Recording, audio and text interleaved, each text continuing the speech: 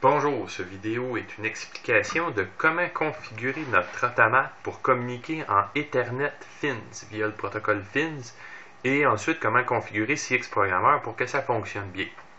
Première des choses, quand on veut configurer notre automate, nous devons lui donner une adresse IP. On se connecte la première fois, on va utiliser le USB, comme ça ici, on se connecte sur l'automate. Et une fois connecté en USB, nous pouvons aller dans la table d'entrée-sortie, trouver la carte Ethernet, double-cliquer dessus et venir lui donner l'adresse IP que l'automate va détenir. Si par exemple, on prend l'adresse IP par défaut d'Ombran, ce serait 192, 168, 250 et 1. En passant, cette adresse-là est préconfigurée dans chacun des automates dès le départ, mais on peut la personnaliser à cet endroit. Et l'adresse du subnet mask, par défaut, c'est 3 fois le chiffre 255. Bon, ceci étant fait, je peux maintenant transférer vers l'automate et l'automate va utiliser cette adresse IP-là. Donc, une fois fait, une fois transféré, je peux retourner dans la configuration d'automate et au lieu d'utiliser le USB, je peux utiliser l'adresse Ethernet IP, si c'est un CJ2M, lui donner la bonne adresse, et c'est fait. La vidéo est pour parler de la configuration FINS. Donc, si je vais dans Show All, et au lieu d'utiliser le protocole Ethernet IP, j'utilise le protocole Ethernet FINS, TCP.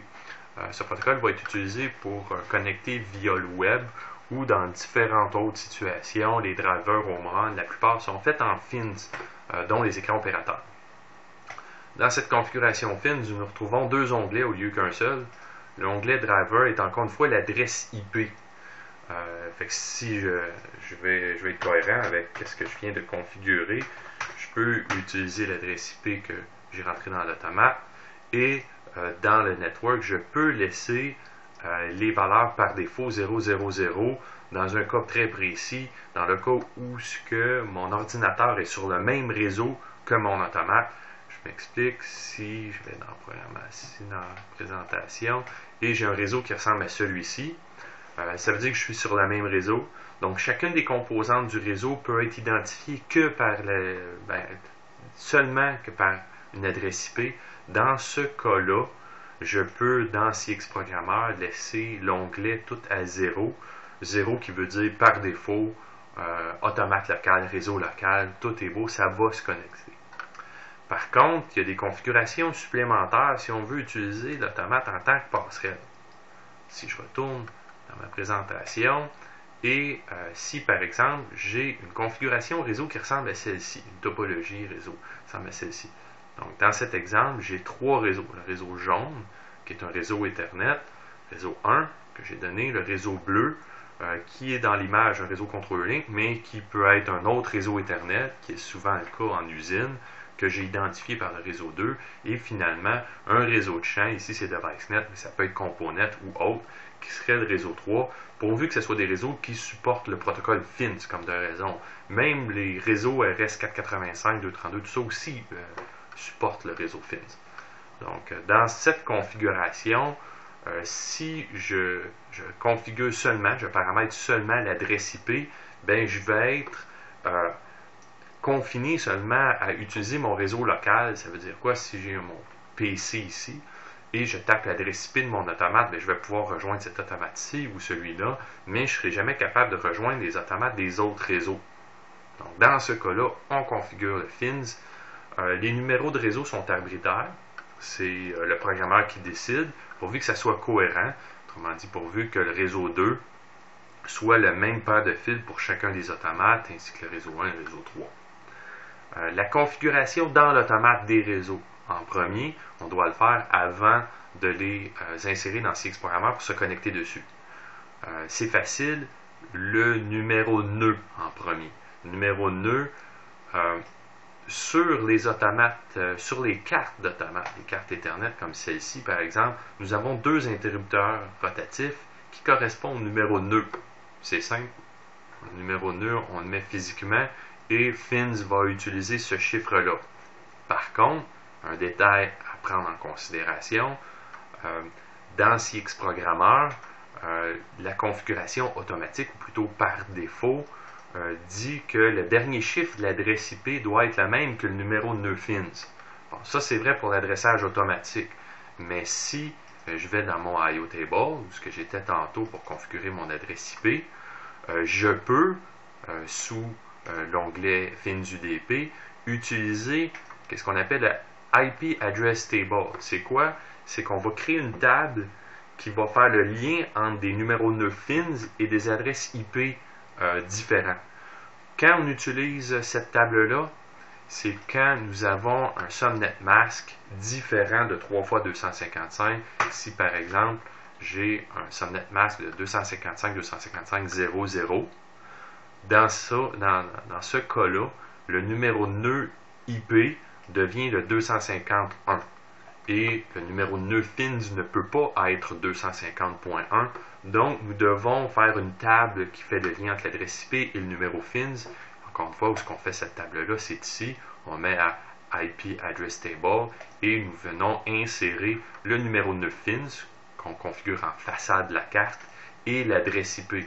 Si par exemple, je mets la valeur 2, c'était en façade de ma carte, d'automate, je pourrais utiliser le 10.0.0.25 par exemple, qui sera une adresse IP d'une classe autre qu'une classe C, et ça va fonctionner.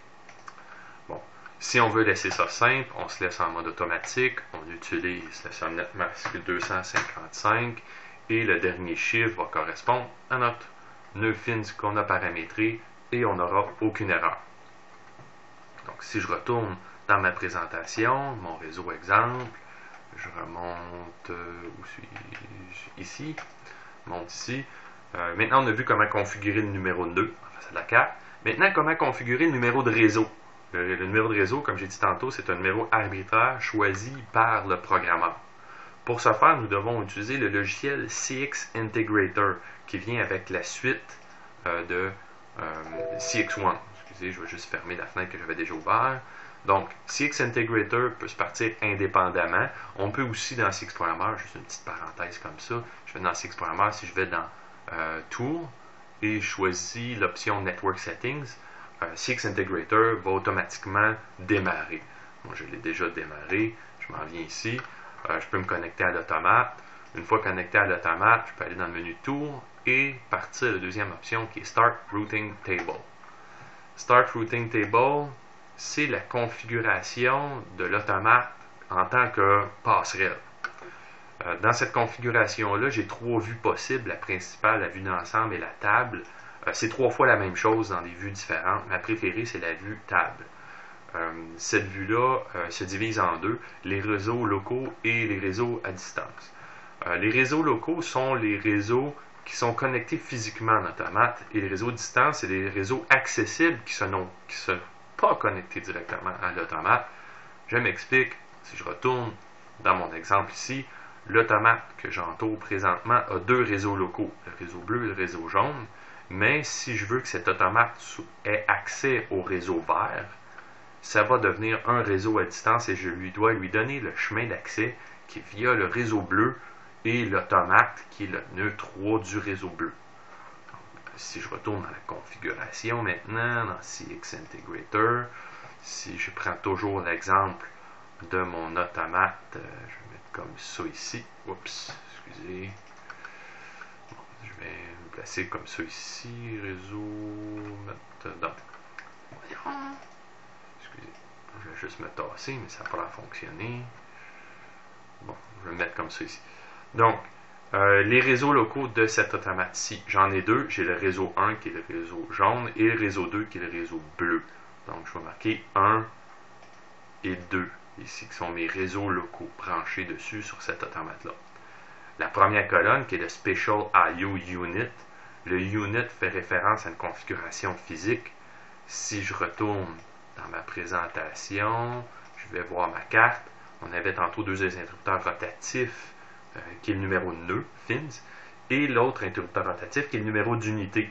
Le numéro d'unité identifie au processeur local quelle carte correspond à quel numéro de réseau que le programmeur a choisi. Donc, c'est le numéro d'unité ici.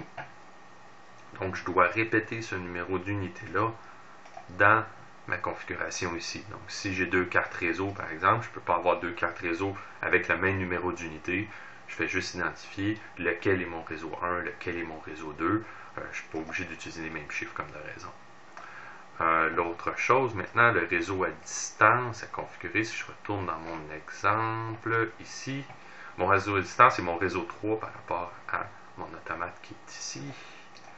Mon réseau à distance. Donc, réseau à distance, je vais dire que c'est mon réseau 3 qui est à distance. Et pour le rejoindre via, pour le rejoindre, je dois utiliser mon réseau 2. Donc, je dois dire à l'automate qu'il doit utiliser le réseau bleu et qui doit parler à l'automate relais, le nœud relais, qui est dans cet exemple-ci, l'automate qui est ici. Donc, le réseau bleu, c'est mon nœud 3.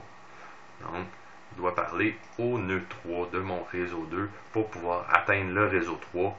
C'est fait, j'ai fini de configurer ma table de routage. Maintenant, mon automate va agir comme une passerelle. Je dois, comme de raison, transférer les paramètres de passerelle dans l'automate. Et je dois transférer ces paramètres-là pour chacun des automates qui vont utiliser la passerelle. Autrement dit, cet automate-ci doit aussi avoir les paramètres. Donc, lui, il y a deux réseaux locaux, le bleu et le vert, et un réseau à distance si on veut qu'il y ait accès.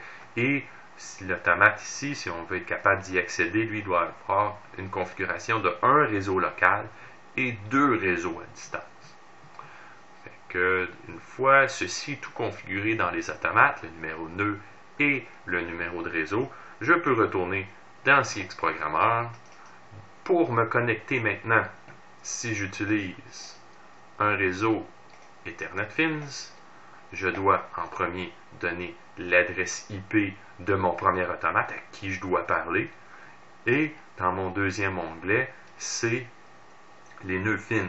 Bon, je m'explique un petit peu ici. L'adresse IP, ça peut être nébuleux. Je retourne dans mon exemple. Si mon ordinateur est ici et je veux parler à mon automate qui est ici, et j'ai configuré, comme tu as raison, mes passerelles et mes numéros de nœuds dans chacun des automates. Je dois identifier la première chose, l'adresse IP de l'automate à travers qui je vais me rendre au réseau 3. Donc, je vais identifier l'adresse IP de ce bonhomme-là, qui est ici sur le fil jaune. Donc, dans CXProgrammeur, je tourne dans CXProgrammeur, l'adresse IP correspond au premier automate physique que je vais rejoindre. Ensuite, dans l'adresse fins, il me demande le réseau source et le réseau de destination. Réseau source, c'est où est-ce que je suis localisé, mon ordinateur. Réseau de destination et nœud de destination et ceux de l'automate. Donc, je retourne dans mon exemple. Mon réseau source sera le nœud 1. Mon réseau de destination, si je veux parler à l'automate tout en bas ici, mon réseau de destination sera le réseau 3, nœud 2. Pour finir, je retourne dans CXProgrammeur, j'ai dit réseau 1. Ma destination, c'est le réseau 3. Et le nœud 2. Maintenant, avec CXProgrammeur, je peux, de l'ordinateur situé à plusieurs réseaux à distance, parler à mes automates qui sont situés dans les segments de réseau à distance, à travers. Donc, j'espère que cette vidéo va vous aider. Si vous avez des questions, vous pouvez me rejoindre sur HomeRunBiz. Merci.